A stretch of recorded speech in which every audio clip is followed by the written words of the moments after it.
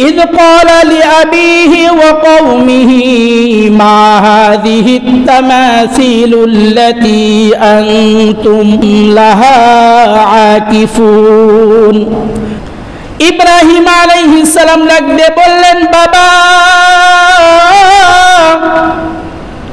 আপনি মূর্তি পূজা করছেন। লি আবিহি ওয়া কওমিহি, আপনি মূর্তি পূজা করছেন এবং আপনার জাতি, আপনার সহকারী যারা আছে তারাও যে মূর্তি পূজা করছে। ইব্রাহিম আলাইহিস সালাম বললেন, আপনারা মূর্তিটাকে এত ভালোবেসেছেন, মূর্তির এত ভালোভাবে ইবাদত করেন, মনে হচ্ছে যেন আপনাদের সাথে মূর্তির একটা সম্পর্ক হয়ে গেছে। মনে হচ্ছে যেন আপনারা মূর্তি ছাড়া থাকতে পারবেন না, সব সময় মূর্তি সাথে সাথে নিয়ে ঘুরে। এমন কোনো সময় নাই মূর্তি ছাড়া থাকে না।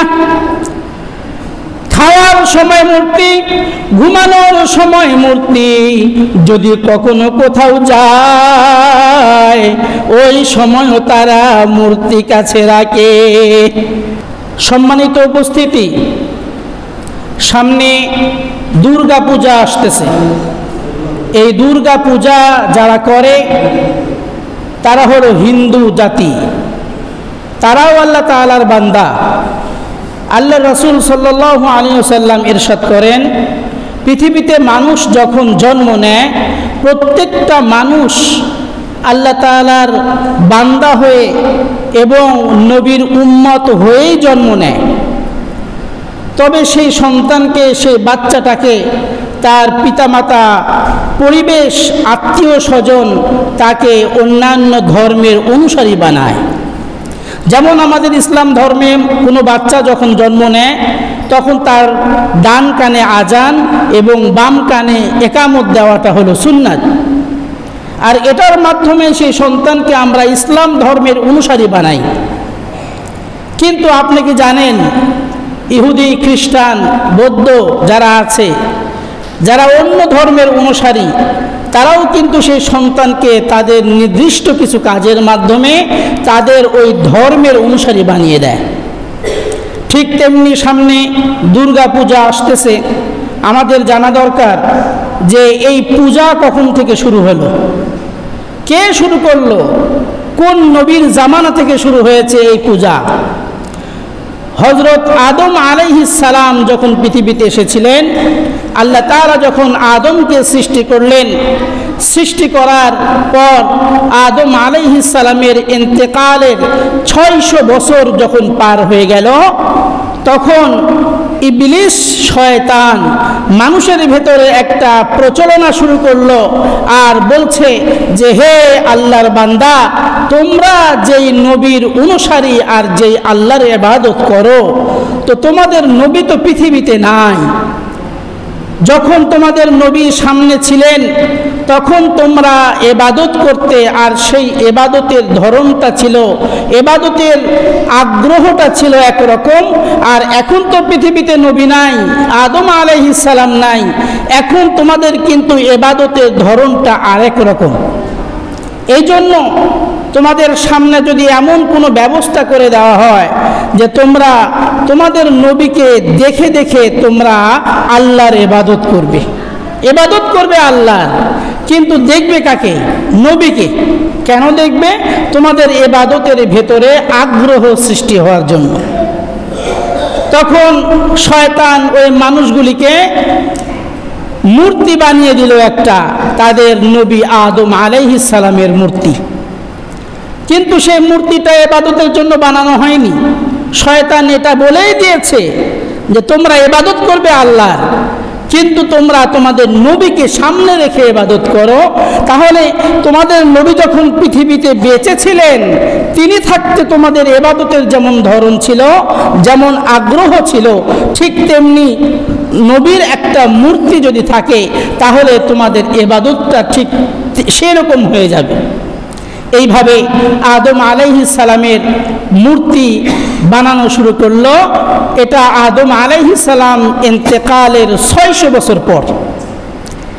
এরপর যখন সময় অতিক্রম করলো 600 বছর, তখন মানুষের ভেতরে এটাই পয়দা হয়ে গেল যে আমার বাপ দাদারা তারা ইবাদত করত এই আদমের, আমরাও ইবাদত করি এই আদমের। 600 বছর আগে ছিল আল্লাহর ইবাদত আর আদমকে সামনে রেখে ইবাদত, আর বাকি 600 বছর পর তারা ইবাদত শুরু করলো ওই নবী আদম আলাইহিস সালামের। পরিবর্তনটা কিভাবে হলো? আর এই পরিবর্তন যে হবে এটা শয়তান জানে। শয়তান জানে এমন একটা সময় আসবে যে সময় মানুষের আর আল্লাহর ইবাদত করবে না, এই মূর্তিটাকে তারা খোদা মনে করবে এবং তারই ইবাদত করবে। এভাবে যুগে যুগে যখন মানুষের ইবাদত করা শুরু করলো, অর্থাৎ একটা মূর্তি বানিয়ে সেটাকে খোদা মনে করে ইবাদত করা শুরু করলো। এরপর হযরত ইব্রাহিম আলাইহিস সালামের সময়, তখন ইব্রাহিম আলাইহিস সালাম তিনি একজন নবী, তিনার আব্বাই ছিল মূর্তি পূজক, একজন নবী। তার বাবা হলেন মূর্তি পূজক, তার বাবার নাম ছিল আজর, যেটা একটা মূর্তির নামে নাম।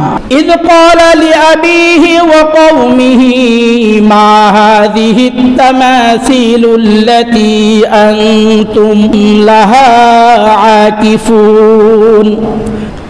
ইব্রাহিম আলাইহিস সালাম লাগবে বললেন, বাবা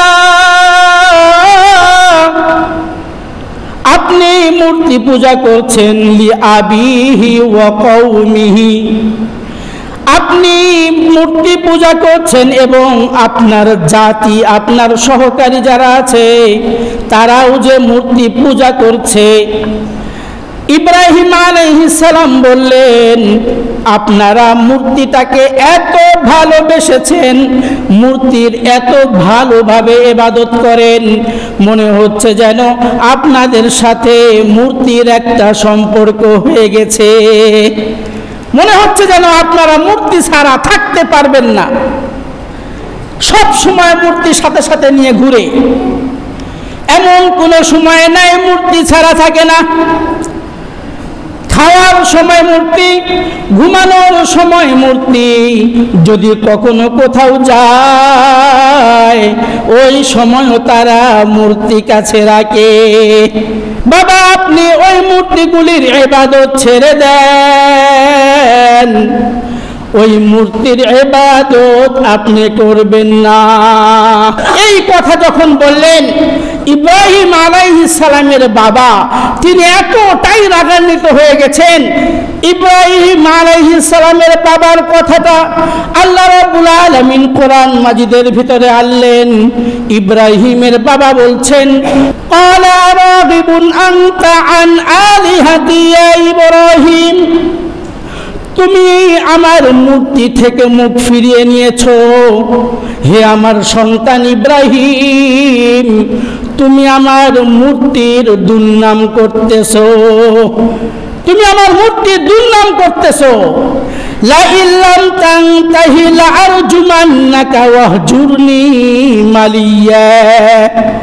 এবার তার বাবা তার সন্তান ইব্রাহিমকে বলছেন, তুমি আমার মূর্তির দুর্নাম করতেছো, এটা বাদ দাও, যদি বাদ না দাও লাআরজুমান্নাকা, আমি তোমাকে পাথর নিক্ষেপ করে দুনিয়া থেকে বিদায় করে দেব। একজন বাবা হয়ে তার সন্তান নবীকে বলছে লাআরজুমান্নাকা, আমি তোমাকে মেরে ফেলবো, পাথর নিক্ষেপ করব। শুধু পাথর নিক্ষেপ করব না, ওয়াহজুরনি মালিয়া, তোমাকে আমার তেজ্য পুত্র করব, তোমাকে আমার বাড়ি থেকে বের করে দেব। ক্বালু ওয়াজাদনা আবাআনা লাহা আবিদিন। ইব্রাহিম আলাইহিস সালামের কথা শোনার পর তারা বলতেছে যে আমরা যে ইবাদতটা করি এটা আমাদের বাপ দাদারা করেছে, তাই আমরা করি। ক্বালু আজিতানা বিল হাক্কি আম আনতা মিনাল লাইবিন। ইব্রাহিমকে বলছেন, তুমি কি আমাদের কাছে সত্য ধর্ম প্রচার করছো, না তুমি আমাদের সাথে তামাশা করছো? ইব্রাহিমকে বলছে যে তুমি কি আমাদের সাথে, আমাদের কাছে সত্য ধর্ম আনছো, একটা অন্য ধর্ম আনছো, না আমাদের সাথে তুমি তামাশা করছো? যে না, আমি তোমাদের কাছে এমন একটা ধর্মের দাওয়াত দিচ্ছি, সেই ধর্মটা হলো ওই আল্লাহ রব্বুল আলামিনের ধর্ম, ওই আল্লাহর ধর্ম যিনি তোমাকেও সৃষ্টি করেছেন, আমাদেরকেও যিনি সৃষ্টি করেছেন, তার ধর্মের দাওয়াত তোমাদেরকে আনছি। তখন ইব্রাহিম আলাইহিস সালামকে এলাকার মানুষেরা বললেন, আজকে আমরা পূজা করতে যাব, তুমি তো যাবে না আমি জানি, তুমি তো আমাদের ধর্মের অনুসারী নও, তুমি যখন যাবে না তোমাকে আমরা একটা দায়িত্ব দিচ্ছি, আর সেই দায়িত্বটা হলো তুমি আমাদের এই মূর্তির ঘরটাকে একটু পাহারা দাও। যেখানে মূর্তি বানায় বানায় রাখা হতো সেই ঘরটাকে পাহারা দেওয়ার দায়িত্ব দিয়েছে কাকে? স্বয়ং আল্লাহর নবী ইব্রাহিমকে। এবার ইব্রাহিম বলছেন, ওয়াতাল্লাহি লাকিদান্না আসনামাকুম বাদা আন তুওয়াল্লু মুদবিরিন। আল্লাহর কসম করে বলছি, তোমরা যখন চলে যাবে আমি তোমাদের এই মূর্তির একটা শায়েস্তা করেই ছাড়বো। মনের ভিতরে রাগ, যেই মূর্তির কারণে আমার বাবা আমাকে মারতে চেয়েছেন, যেই মূর্তির কারণে আমার বাবা আমাকে ত্যায্য পুত্র করতে চেয়েছেন, আজকে সেই মূর্তি আমি রাখবো না। এরপর ইব্রাহিম আলাইহিস সালাম কি করলেন? ফাজালাহুম জুজাজান ইল্লা কাবীরাল লাহুম আল্লাহুম ইলাইহি ইয়ারজিউন। একটা বড় লাঠি নিয়ে সমস্ত মূর্তিগুলি ভেঙে চুরমার করে ফেলছে। সকল মূর্তি যখন ভাঙা হয়ে গেল, ওই লাঠিটা বড় একটা মূর্তির ঘাড়ের উপরে রেখে দিয়েছে।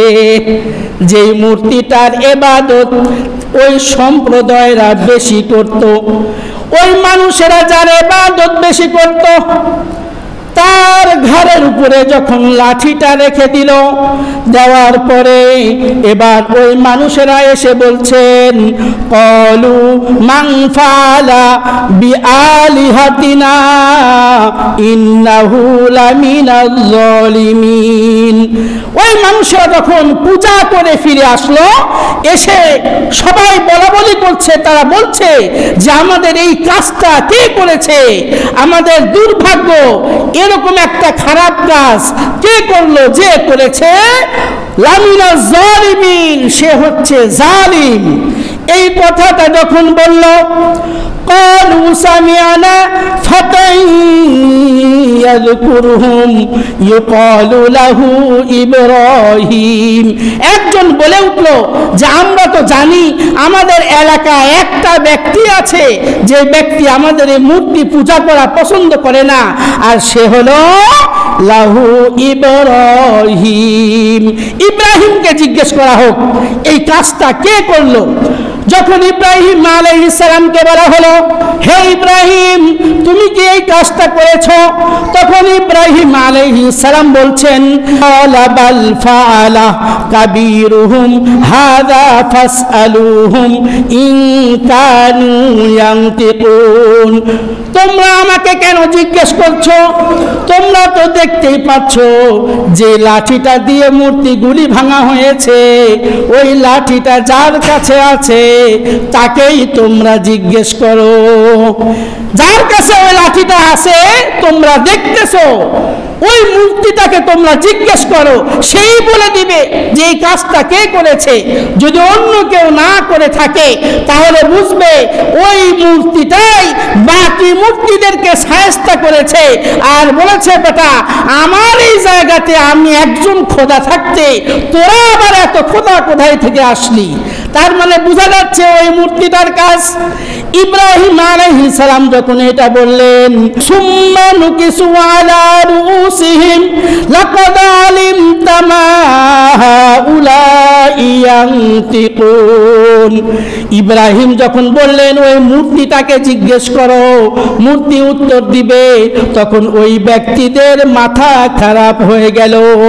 কি খারাপ হয়ে গেল? আলা রুসিহিম, তাদের মাথা খারাপ হয়ে গেল। তারা বলছে লাকাদ আলিমতা মা হাউলাই ইয়ানতিকুন, তারা বলল তুমি তো জানো যে মূর্তি কখনো কথা বলতে পারে না, তাহলে আমরা ওই মূর্তিটাকে কিভাবে জিজ্ঞেস করব? তখন আল্লাহর নবী ইব্রাহিম বললেন ক্বালা আফাতাবুদুনা মিন দুনিল্লাহ মা লা ইয়ানফাউকুম শাইআন ওয়া লা ইয়াদুররুকুম।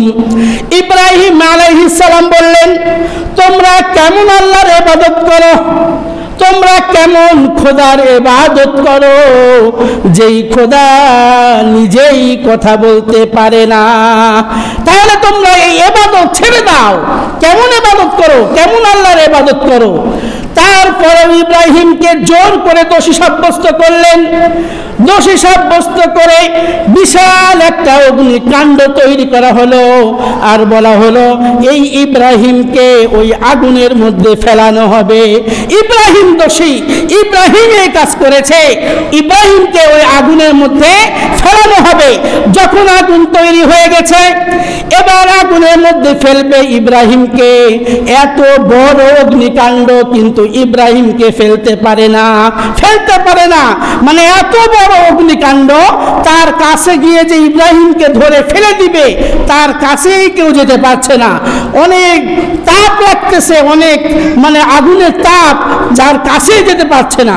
তারপর সিদ্ধান্ত হলো যে ইব্রাহিমকে একটা চড়ক গাছ বানিয়ে ওই চড়ক গাছের মাধ্যমে তাকে ঘুরাতে ঘুরাতে ফেলে দেওয়া হবে। এবার চড়ক গাছ তৈরি হয়ে গেছে। ইব্রাহিম আলাইহিস সালামকে যখন ওই চড়ক গাছ, অর্থাৎ হিন্দুরা যে পূজা করে চড়ক গাছ, ওই চড়ক গাছের এক মাথায় ইব্রাহিমকে বাঁধা হয়েছে, বাকি আর এক মাথায় মানুষেরা ধরে বারবার ঘুরাচ্ছে। ঘুরাইতে ঘুরাইতে ইব্রাহিমকে ফেলে দিবে। এই মুহূর্তে জিবরাইল এসে ইব্রাহিমকে বললেন হে আল্লাহর নবী ইব্রাহিম, আপনি একটাবার আমাকে বলুন, আমি এই অগ্নিকাণ্ড উঠিয়ে ওই সকল মূর্তি পূজার গায়ের মধ্যে ফেলে দিই, তাদেরকে ধ্বংস করে ফেলি। আপনি শুধু একবার বলেন। এখন ইব্রাহিম বলছে জিবরাইল তোমাকে কে পাঠিয়েছে? বলে আল্লাহ পাঠিয়েছে। তো তোমাকে যে আল্লাহ পাঠিয়েছে আমাকে সে আল্লাহ দেখে না? দেখে। তাহলে আমি তোমার কাছে কেন সাহায্য চাইবো? আমার আল্লাহ যদি আমাকে ভালোবাসেন, আমার আল্লাহ আমাকে সাহায্য করবেন।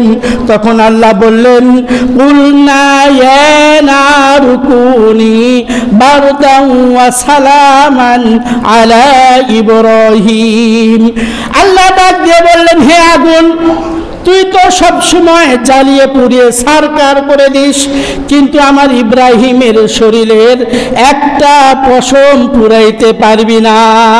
ইব্রাহিম আলাইহিস সালাম ওই আগুনের ভিতরে যখন তাকে ফেলানো হলো, ফেলানোর পরে আল্লাহ বলছেন বারদান ওয়া সালামান, মানে ঠান্ডা হয়ে যাবি।